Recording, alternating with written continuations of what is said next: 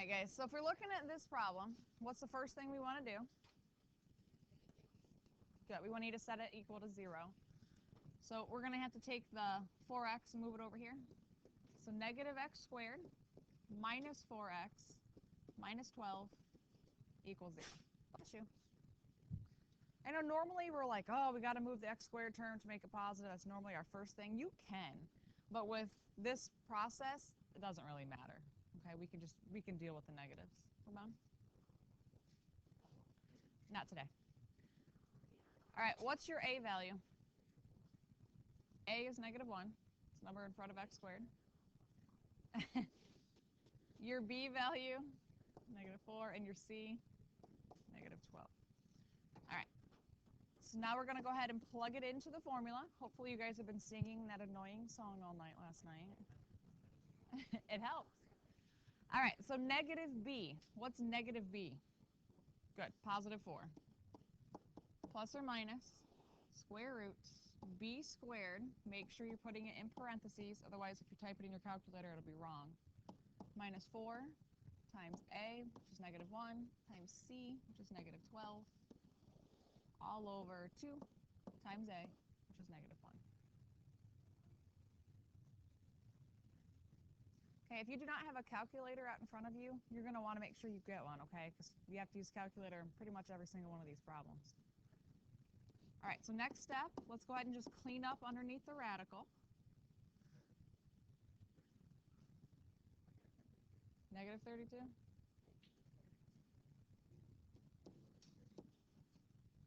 Okay, all over negative 2. All right, what do we do next? We cleaned up the math under the radical. Next, clean up the radical, right? What do I have going on here? So if I do a factor tree there, good, you're going to get 4i radical 2 all over negative 2. And then your last step is always to look at, can you divide all three numbers? So if you look, again, it has to be all three. Do I ever divide into a radical? No. The radical's off limits. He's jail. Okay, but all three of the numbers sitting here, I can divide them all by what? I would probably divide them by negative 2. Let's not leave that negative on the bottom. Okay, since this one's negative, we'll divide them all. So 4 divided by negative 2 is negative 2. 4i divided by negative 2. It's going to be 2i. Do I need to put negative 2? No. Do you see the plus minus? I already got both signs accounted for. I'm good. Like, they're already there. And then divided by 1, but I don't really need the 1. You don't have to. You can, but you don't have to.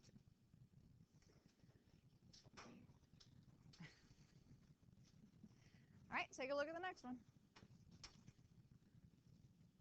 What do we do first?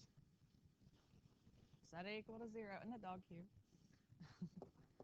So 4x squared plus 7x minus 15.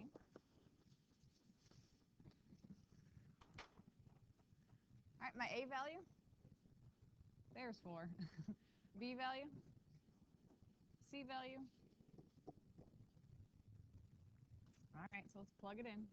So x equals negative b, negative 7, plus or minus square root b squared, so 7 squared, minus 4 times a times c, all over 2 times a.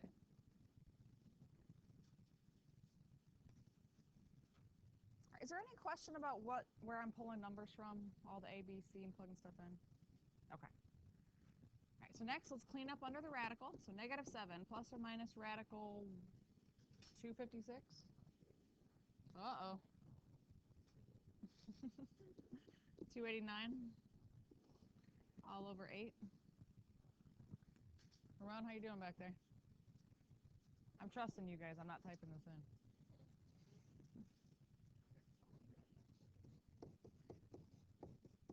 What about if you clean up radical 289? That's just 17. That's a perfect square.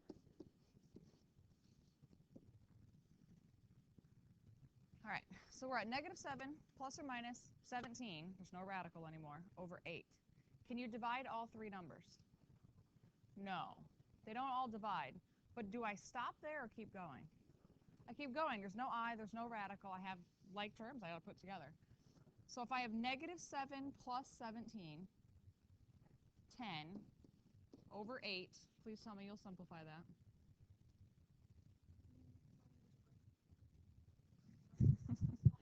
5/4. And then negative 7 minus 17, it's negative 24 over 8, which is negative 3. If you're typing stuff in the calculator, I want you to be very, very careful. If you're typing all this in, because I know a lot of you are real calculator dependent, please type the top in first. Do negative 7 plus 17. Hit equals. Get that it's 10, and then think of it as a fraction 10 over 8. Because I know a lot of students, they'll type in negative 7 plus 17 divided by 8. Your calculator is going to take 17 and divide it by 8, and then take that number and add it to negative 7. Okay, it's going to do order of operations. So you need to do the top, get an answer, and then you can divide it. Come on.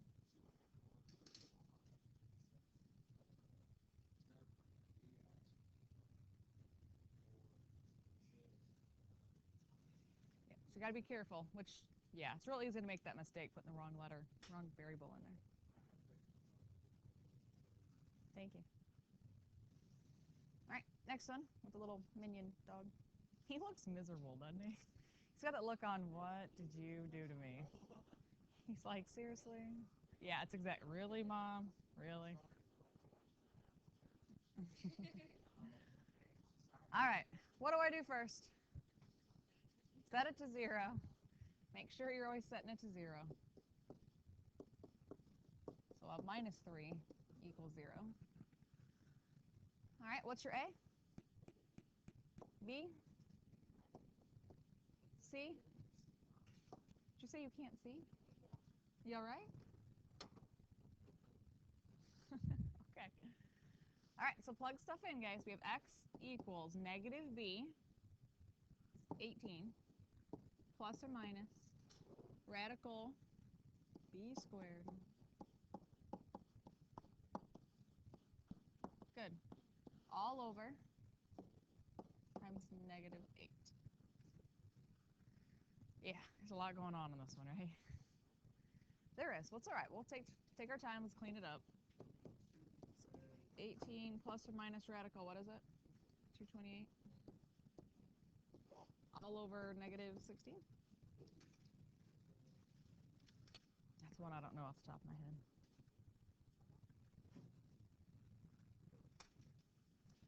All right, so we got x equals 18 plus or minus. Did you clean up 228? Working on it.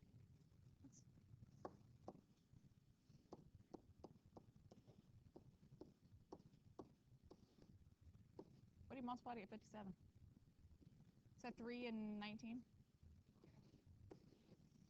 Good. So you're going to have 2 radical 57 all over negative 16.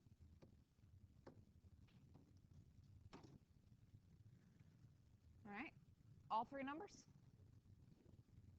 Just 2? I'd go negative 2.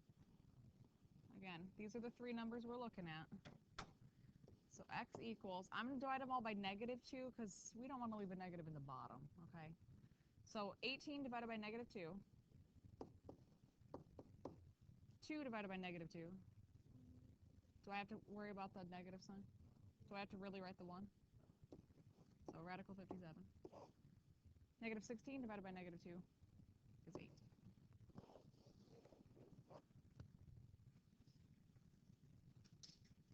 Am I feeling a little better today? The more we do? If you remember, the squared would be good, right?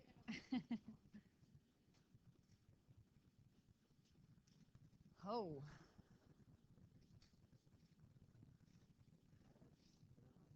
What do we have to do with this one?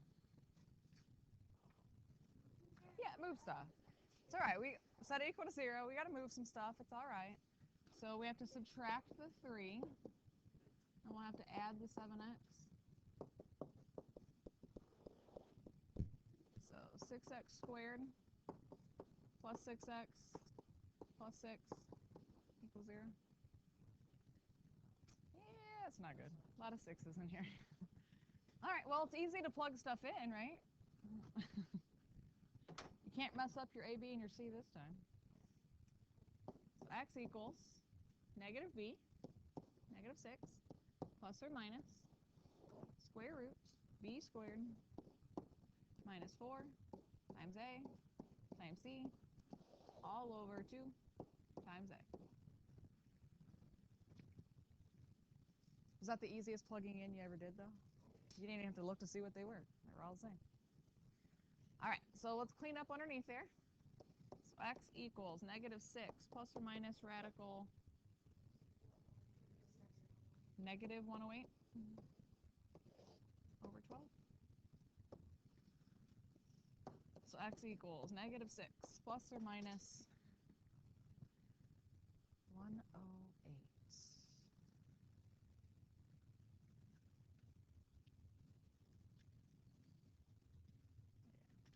All right, so we should get 6i radical 3 all over 12. Good. So if we look at all three of our numbers, we can divide them all by 6. Do I want to do negative 6 or no? No, the negative's already on the top. The only time I really want to divide by a negative is if that bottom one's negative. So we're going to get negative 1 plus or minus 1i radical 3 all over 2. Divide them all by 6. Yeah, that's not happening. No, we're not. All right. Normally we do this, but that we had a split in our day and everything. So the last part of this, guys, I need you to pay attention. Put your phones away. All right, the last part of this is the discriminant. Okay, the discriminant is b squared minus 4ac. Where do you recognize this? It's the part under the radical. Okay. Now, the discriminant's used for a couple different things. I'll kind of explain the broad spectrum of what it all is to you guys. But then I'll tell you its main purpose, why I use it. Okay? So the discriminant can happen, 3 different things can happen. Either it can be greater than 0, meaning it's positive. Marcus, stop it. Stop. It can equal 0, or it could be less than 0, meaning it's negative. Okay, so when you're finding the discriminant, it's either going to be positive, it's going to be negative, or 0. You guys have got to stop talking. Okay, positive, negative, or 0. When it is positive, negative, or 0, it tells you some things about the answers. Hopefully this is kind of a obvious thing, because it should be. If it's positive, you're going to have 2 real answers. Okay? Think about editing problem that we've done where we had a, oh, that one was negative. If we had a positive number underneath here, how many answers did we get? How many answers is this? No, it's 2. Because you have negative 9 plus radical 57 over 8, and you have negative 9 minus radical 57 over 8. Is this a real number, though? Numbers are either real or imaginary. Yeah, it's real. It's a real number. It's going to be a decimal, but it's a real number. Okay? So the number underneath my radical, if it's positive, like this one is, you're going to get 2 real answers. Okay? One's positive, one's negative. There's no I, right? There's no I. So it's real. All right? If it's 0 underneath the radical, you only get 1 real answer. We did one yesterday where we had a 0 underneath our radical. Oh, no, of course, no, I don't have those notes on there. We had one yesterday where there was a 0 underneath the radical, and we ended up with the answer, I believe it was -3 and -3. Because remember we did that one yesterday? And we talked about, do you have to write it twice? You don't have to. So how many answers did you really get? You got 1. You got 1. And then if it's negative, what happens if there's a negative under your radical? This is an I. So then you end up with 2 imaginary solutions. Okay? And we'll talk more next week, actually, about all of this, the graphing part of this. If you would look at the graph, just kind of a quick intro to what we're going to see next week. If you have 2 real answers and you graph it, it's going to cross the axis at 2 points. Because these are your answers, where it's crossing. If you have 1 answer, it's going to come down and just hit it once and then go back up. And if it's imaginary answers, when you pull that I out, when you graph it, it does not cross the x-axis at all. It's either going to be above it or it's below it. Okay, and we'll talk more about that next week. But what I want you guys to do on your papers for me, make yourself a little chart. Sometimes that is a little wordy and it throws people. Here's what you have to have memorized for your test. You're going to have to know this. I'm going to ask you questions directly on this. If your discriminant is positive, you will have 2 real answers.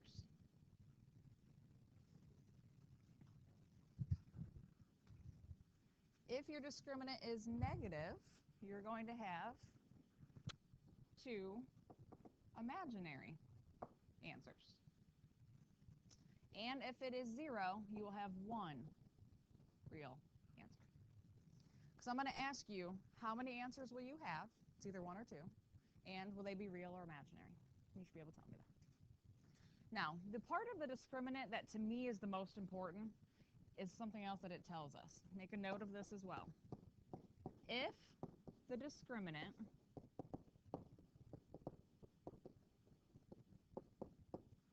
is a positive perfect square,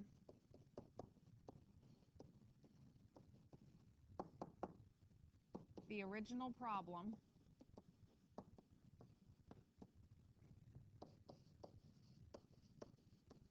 is factorable.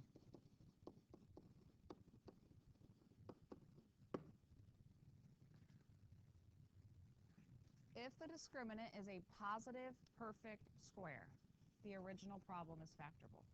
Your test next week, it's going to have 5 parts to it.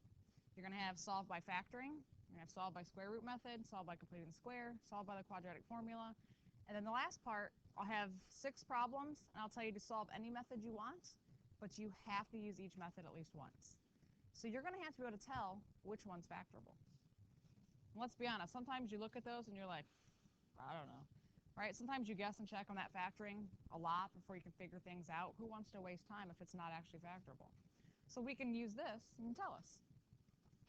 So I'm going to kind of detour from the directions here a little bit just for sake of time.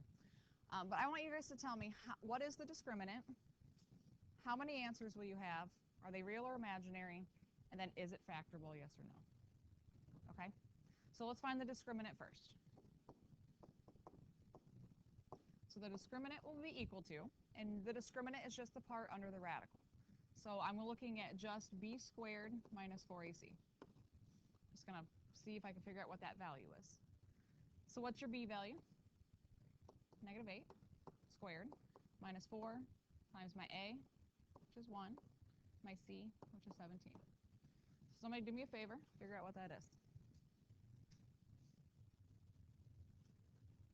Negative what?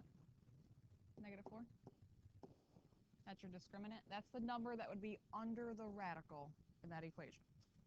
So since your discriminant is negative 4, how many answers will you have? 1 or 2? You'll have 2 answers. Will they be real or imaginary? Is the original problem factorable? Is this a positive perfect square? No, it is not factorable.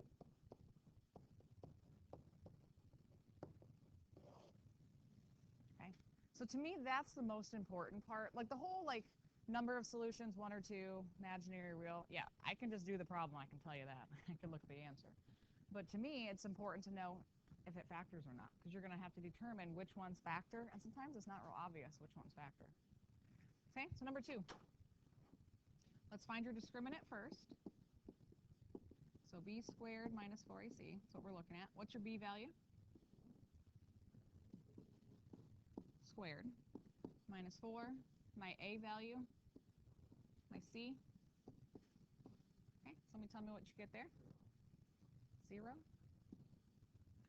Okay, so if my discriminant is 0, how many answers will I have?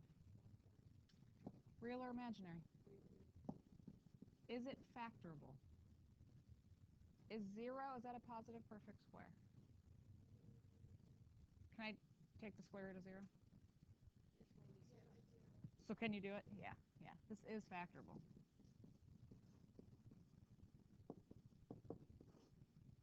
Meaning I could go back up here, this would factor. It factors x minus 4, x minus 4. It does factor, it would work. How many answers would I get? 1. If this is how you factored it, if I solved by factoring, I set these equal to 0 and solve, what would you get for an answer?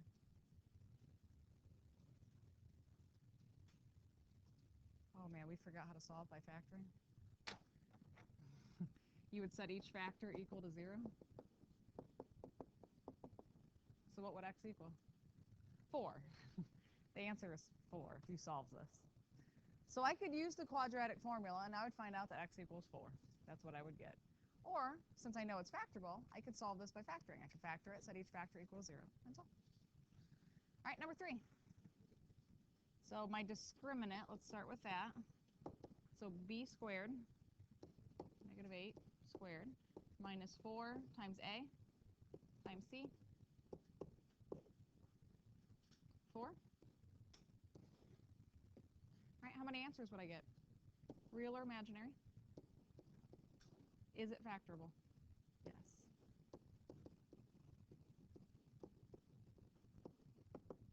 All right, because my discriminant is a positive perfect square. That problem will factor if I tried.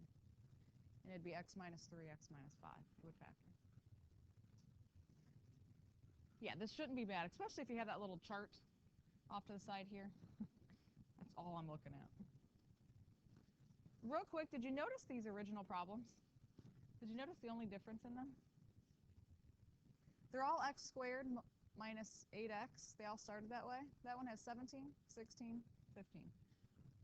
I barely changed the number. And look what happened to the problems. One of them was negative, one was 0, and one was positive. I barely changed that c value. That's how fast they changed. Okay, so number 4, same idea. Let's find our discriminant first. Actually, let me give you guys a couple minutes. Why don't you try all 3 of these? Find the discriminant, tell me how many answers, real or imaginary, and yes or no, is it factorable? Let me have you guys try that. Okay, number 5. So let's find our discriminant. So b squared, so negative 3 squared, minus 4 times a, which is 2, c, which is 7. What did we get there? Negative 47. How many answers? Real or imaginary? Factorable? Good. It's negative, so you know right away it's not going to be factorable. All right, guys, number 6. What do you have to do to this one first? Yeah, you got to set it equal to 0 first. All right, so now when we find the discriminant, so b squared minus 4 times a times c. What do we get for discriminant? 56. Number of answers? Real or imaginary? Factorable? No. It has to be a perfect square. 56 is not a perfect square. Good. All right, guys. Your homework assignments for tonight.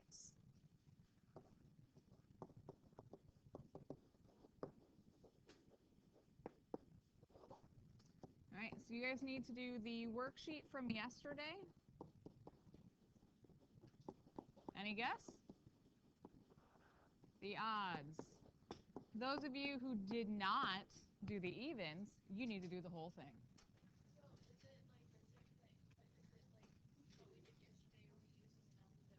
Yep, so guys, your homework tonight, the worksheet from yesterday is going to actually have you solving using the quadratic formula. Plus, I'm giving you something else tonight. You have a discriminant worksheet to look at too.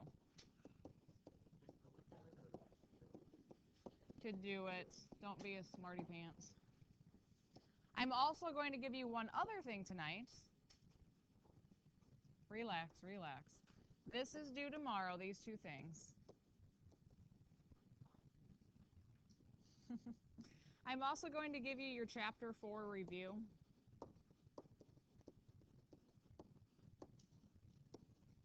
Your chapter review is not due until Monday. Actually, Tuesday. Tuesday. Right. But I want to give you time so you can kind of start looking through it and working your way through that process, okay? So the Chapter 4 review I'm going to give to you, but it's not due till Tuesday. You can kind of start working at it whenever you get a chance. But the worksheet from yesterday, do the odds, and I'm going to give you a discriminant worksheet to practice what we just did there at the end so we can work through all of that, okay?